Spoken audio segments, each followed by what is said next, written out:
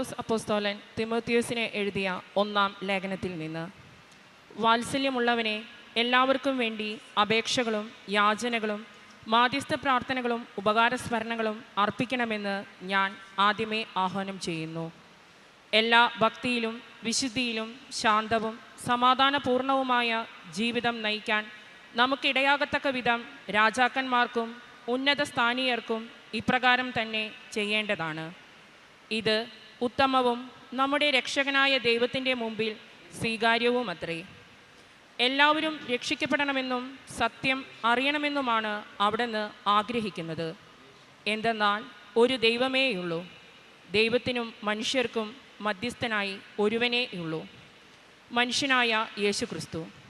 അവൻ എല്ലാവർക്കും വേണ്ടി തന്നെ തന്നെ മോചനമൂല്യമായി നൽകി.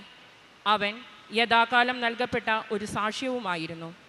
അതിൻ്റെ പ്രഘോഷകനായും അപ്പോസ്തലനായും വിശ്വാസത്തിലും സത്യത്തിലും വിജാതീയരുടെ പ്രബോധകനായും ഞാൻ നിയമിക്കപ്പെട്ടു. ഞാൻ വ്യാജമല്ല, സത്യമാണ് പറയുന്നത്.